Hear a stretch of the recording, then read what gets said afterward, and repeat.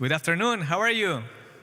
I have to wake you up, guys. I know that it's really cold outside and we need to move around. Well, thanks for coming. And this will be, as all the lightning talks, very short. And I would like to know pretty quickly who's a Fluent Bit user.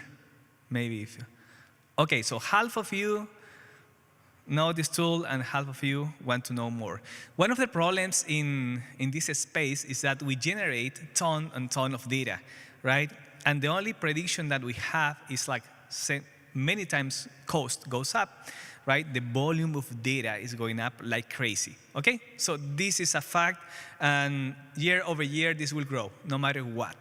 However, you don't care about too much the data. Actually, if you think why we collect the data, it's because you want to gather some analysis, some results from analysis from the data that give you some insights to take some decisions.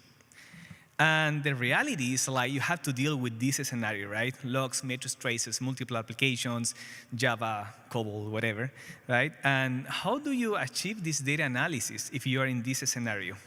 And if you think about microservices, where these applications are distributed, or maybe you have 1,000 replicas of one app, right? It gets a little messy. And guess what?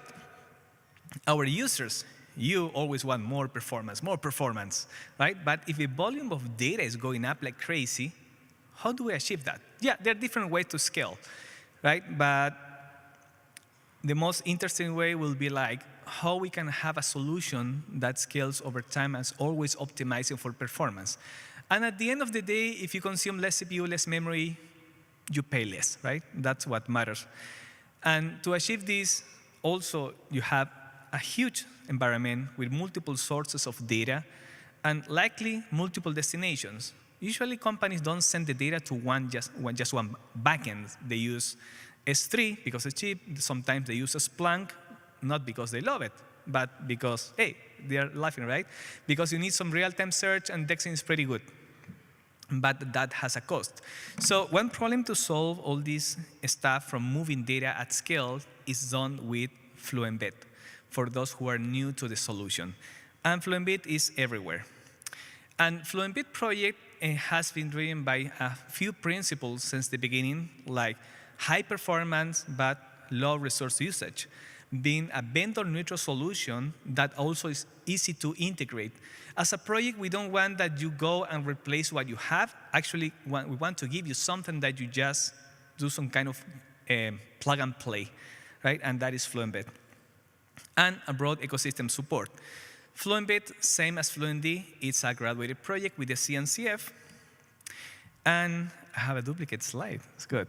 We are celebrating today 10 years of the project, so it has been around for a while. So thanks to the CNCF and our users, we are celebrating also more than 15 billion downloads in total, which is insane. And, well, it's being used by Amazon, Oracle, all the cloud providers. And what is new now in this new version? We have updated our plugin, our syslog collector. You might guess why syslog? Yeah, it's everywhere, same as Windows, right? So we have updated the project to collect these messages with the new, not the new, but the old framing mechanism. We have enhanced also the security mechanism when loading certificates, when using OpenSSL in certain environments. And I don't know if you're familiar with routing. You might guess how the data routes from one place to the other. Basically, all the data that is being collected in Fluent Bit, we attach what we call a tag. It's like a label, right? And then in the output, in the configuration, we said this destination should match any data that matches the tags. So for example, if we have app.web, it will match the destination with Splunk that says app.wheelcard plus OpenTelemetry that has a wheelcard. Okay, that's how routing works. You create rules to decide and define how the data flows from point A to point B. Okay, and this is a classic model. But what is new in 4.2 is the next generation of routing engine. And this is kind of metadata aware, meaning that the data will flow from one place to the other based on conditionals on the data that you are collecting, right? And this is native in YAML. So if you are collecting data from OpenTelemetry, it has shared metadata like resource attributes, or so on. You can create a special rule to say everything that belongs to this application, send it to this destination, or to the other. So there are many ways to route the data. And I know that this is a very short talk, and we don't have enough time, but if you're a Fluent Bit user, for every big release like Fluent Bit 4.2 that happens at KubeCon, we have a new t-shirt design for our community. This is for free. So every KubeCon, we have a new design, right? I hope you like this one.